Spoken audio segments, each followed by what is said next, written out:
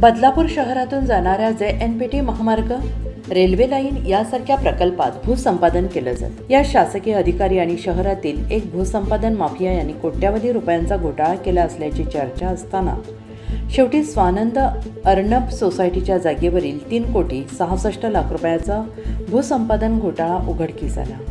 यात आमदार किसन कथोरे यांनी निर्णायक भूमिका बजावली। त्यात त्यांच्या राजकीय विरोधकाचा काटा काढायचा होता अशी चर्चा रंगली आहे। परंतु आता या प्रकरणाचा निकाल लागल्यानंतर लक्षात आलं आहे की या घोटाळ्यातील मुख्य भूसंपादन माफिया आणि उपविभागीय अधिकारी तसेच उपअधीक्षक भूमी अभिलेख हे मोकाट सुटले असून ज्याच्या नावाने पैसे काढले गेले त्या दलित शेतकऱ्यांना बळीचा बकरा बनवलं गेलं आहे अशी प्रतिक्रिया जनतेतून व्यक्त होते आहे।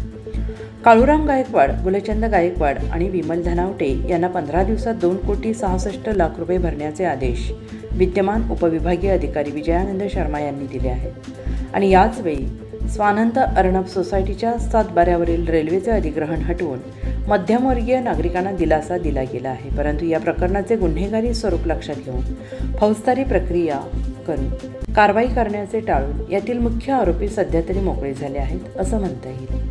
परंतु 15 दिवसात हे कोट्यावधी रुपये सरकारी खजिन्यात न भरल्याने या प्रकरणात वेगळे वळण लागू शकते।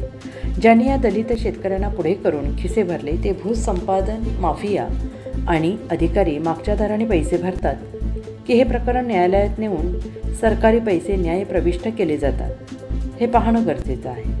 JNPT महामार्ग प्रकल्पातील काही प्रकरणे उघडकीस येण्याची दाट शक्यता आहे।